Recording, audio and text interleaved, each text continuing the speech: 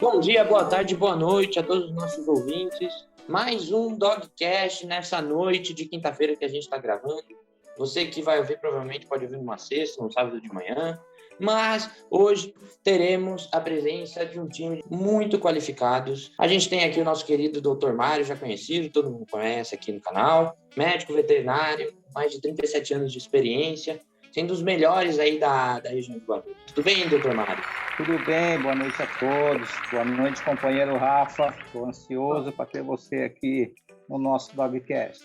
E completando esse time de entrevistados, quem vem com a gente também é o Dr. Rafa, médico veterinário, especialista em cirurgias de tecidos moles de pequenos animais, vem se destacando aí na veterinária, um quadro novo, jovem, profissional, competente, né? Dr. Rafa, fique à vontade para se apresentar. Opa, pessoal, tudo bom? Primeiramente, gostaria de agradecer o convite aí de toda a equipe, ao Dr. Mário, por essa oportunidade de vir aqui no canal conversar um pouco, né? Esclarecer algumas dúvidas mais comuns, né?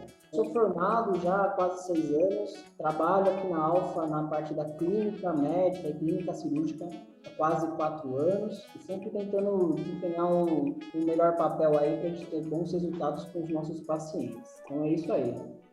Obrigado, Dr. Rafa. Não poderia faltar também nossos produtores, Alan, Helena e um entrevistador que vos fala, sim, eu mesmo, Vinícius Amorim. E vamos para a primeira pergunta. Dr. Rafa, o que é dermatite atópica? Certo, pessoal. Na verdade, dermatite atópica, ou como é bastante conhecida, a atopia, é uma inflamação crônica da pele de origem alérgica.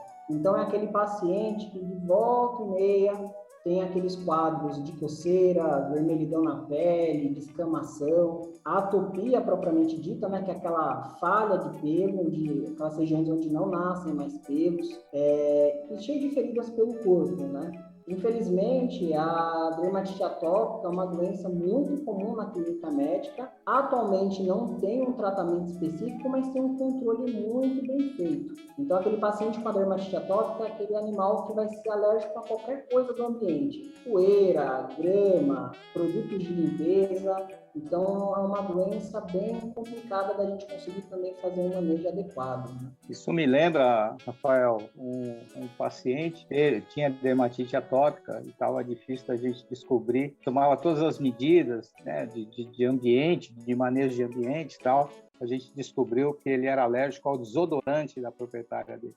E aquilo que desencadeava todo o processo alérgico na pele dele. E a gente descobriu por acaso, porque ela trocou de desodorante um tempo e aí parou a coceira. Isso depois ela relatando, né? Quando ela voltou, comprou a marca que ela gostava lá, voltou a coceira.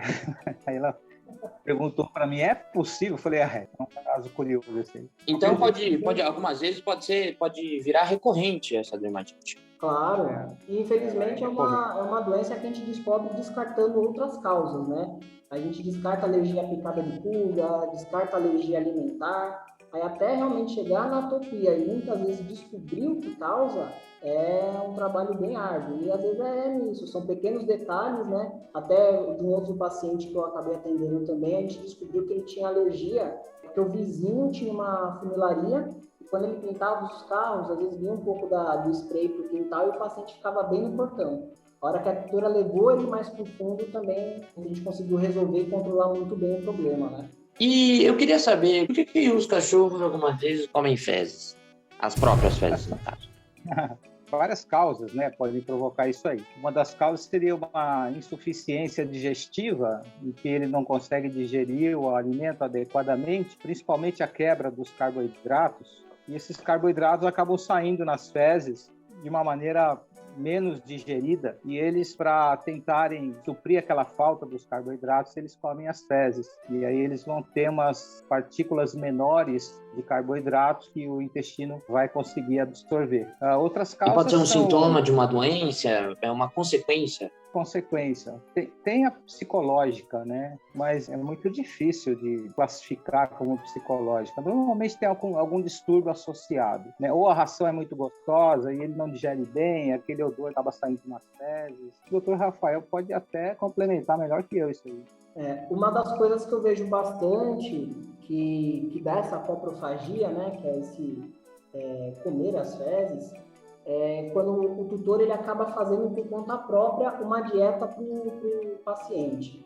Ele não passou no nutricionista veterinário, né? Ele, por conta própria, fala, não vou dar mais ração, vou dar comida caseira. Em cima da comida caseira, ele não consegue, não sabe preparar adequadamente e acaba dando uma deficiência nutricional, onde o animal tenta compensar ingerindo um pouco das fezes também. Isso é uma coisa que eu vejo que se torna um pouco mais comum quando a gente se depara com esse problema na clínica hoje em dia.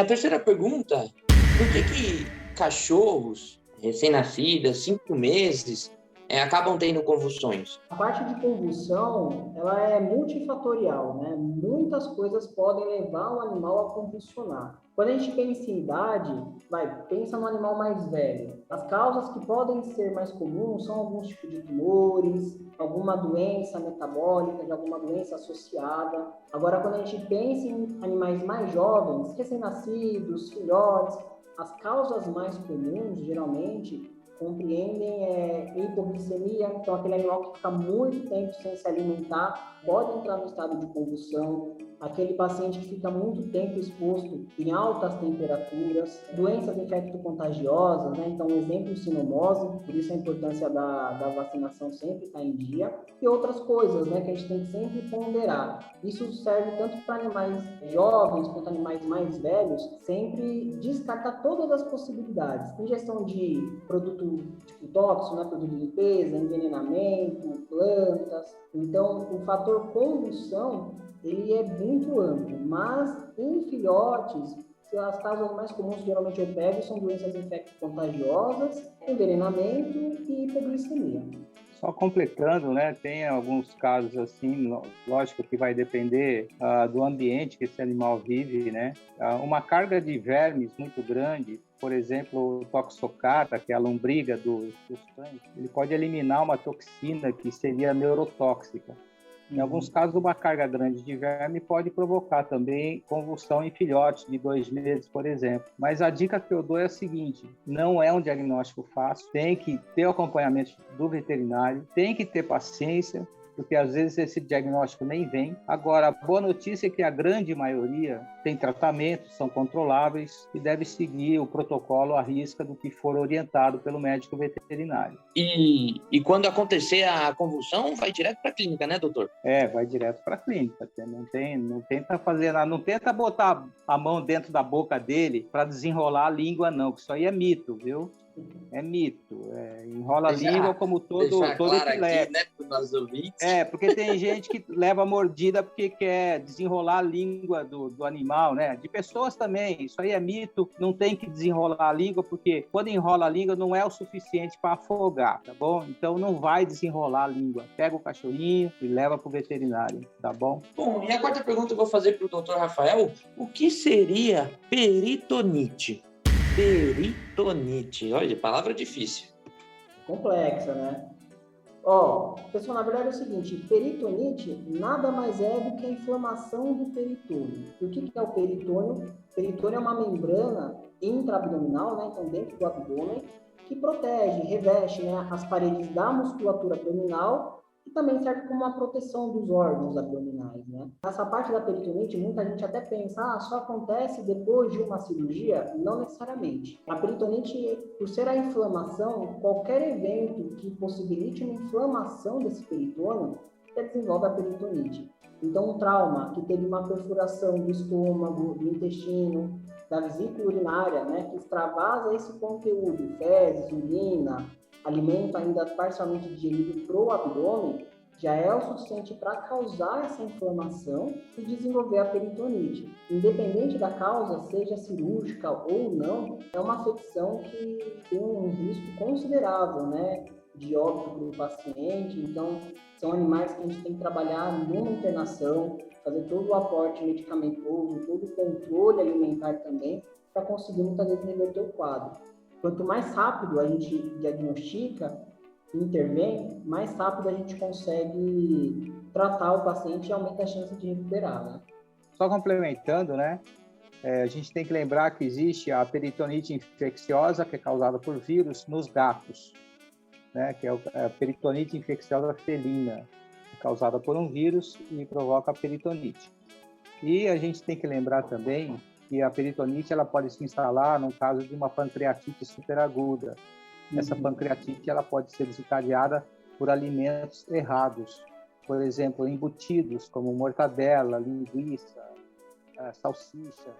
Isso aí pode provocar uma inflamação no intestino e aí afetar o pâncreas. E aí provocar uma peritonite que a gente chama de peritonite química, porque o pâncreas começa a soltar as enzimas digestivas não pelo canal que é correspondente, mas sim como esse canal fica entupido, ele descarrega essas substâncias para dentro da cavidade e aí provoca a peritonite química. Tão grave quanto, né?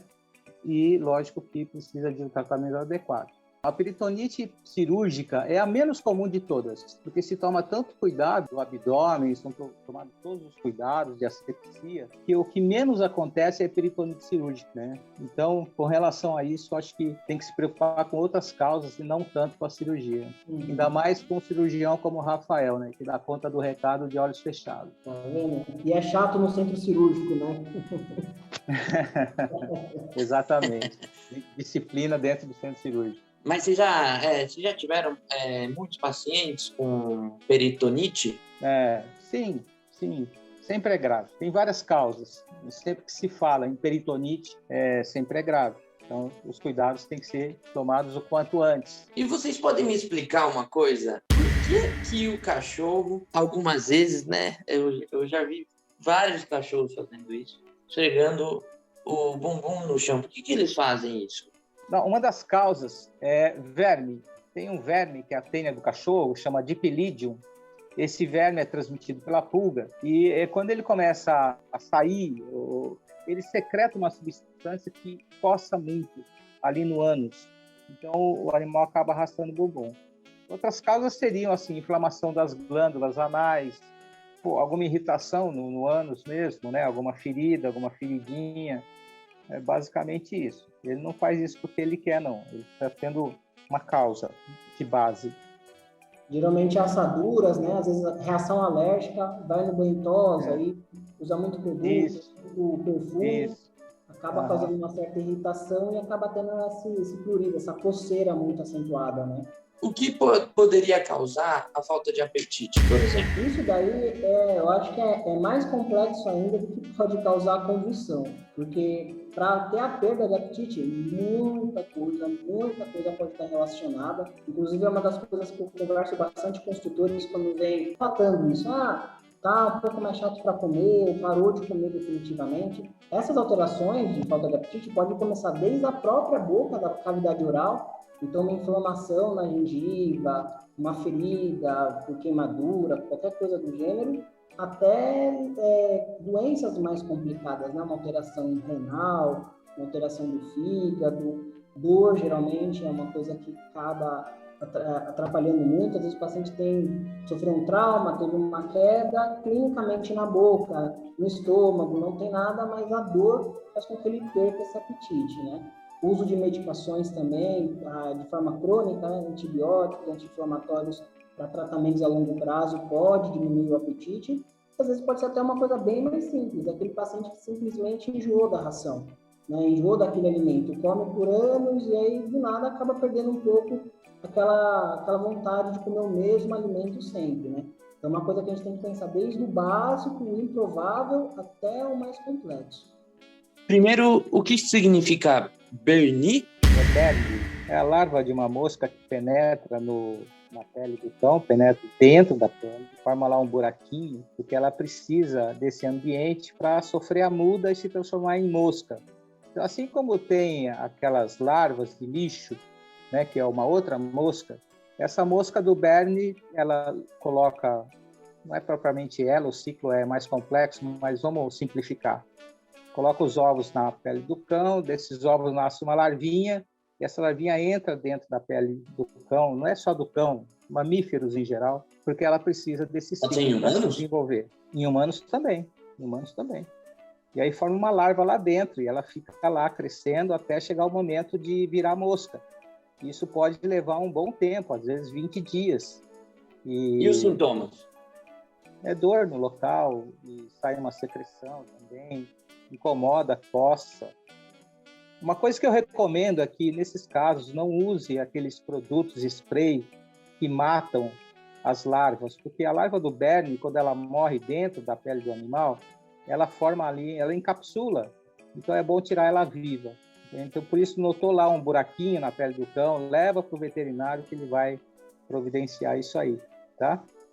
Esse é o berne, é a larva da mosca berneira. Bom, gente, Rafa, você quer comentar alguma coisa sobre a pele? Não, acho que basicamente é isso, né? Só frisar a importância de sempre tomar muito cuidado com qualquer ferida no corpo do animal. Às vezes a gente vê ali, só uma feridinha, não tem problema, deixa que cicatriza sozinha. Pode até ser, mas isso é um chamativo, né? Para a mosca ali pousar e desenvolver o seu ciclo, né? Então, sempre fazer higienização, utilizar pomadas mesmo. O cuidado, na verdade, ele é tão essencial quanto o tratamento. Bom, gente, antes de terminar, vamos para a última pergunta. Infelizmente está chegando ao final. Doutores, qual seria a diferença entre neoplasia e câncer?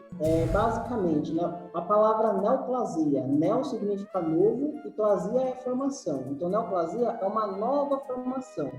Sendo essa nova formação tanto benigna, né, quanto maligna. E o câncer, propriamente dito, é uma neoformação sempre maligna. Então, quando a gente fala aqui na clínica, o paciente tem uma neoplasia, não necessariamente é uma coisa ruim. O exemplo é os famosos lipomas, que são aquelas bolinhas, vamos dizer, de gordura. Um crescimento benigno, um crescimento acelerado dessas células, que na verdade, às vezes a gente pode até indicar remoção, mas por questão de conforto para o paciente, mas não necessariamente é algo que vá comprometer a vida dele. Agora, o termo câncer são sim tumores de características malignas que tem que ser feito tratamento cirúrgico ou quimioterápico, né? Foi bom você falar, porque às vezes, quando eu faço o laudo ultrassonográfico, né, a gente sugere neoplasia. E isso pode trazer, assim, uma carga de preocupação. Então, é importante dizer, neoplasia pode ser benigna ou maligna, a gente não sabe, até classificar patologicamente se é maligna ou benigna. Sendo maligna, aí se fala câncer.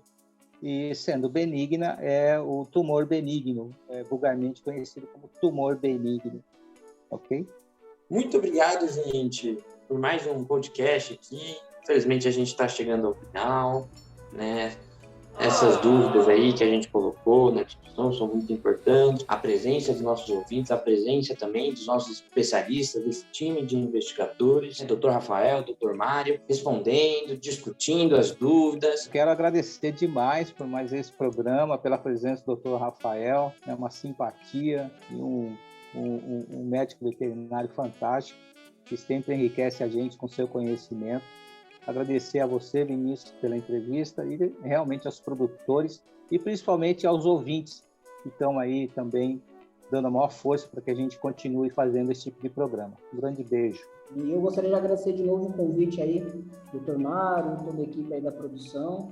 Realmente é sempre bom a gente conseguir compartilhar de alguma forma, né, o conhecimento que a gente tem, trocar essas experiências, que eu acho que é sempre algo super bem-vindo, né, pra gente. E muito obrigado aí.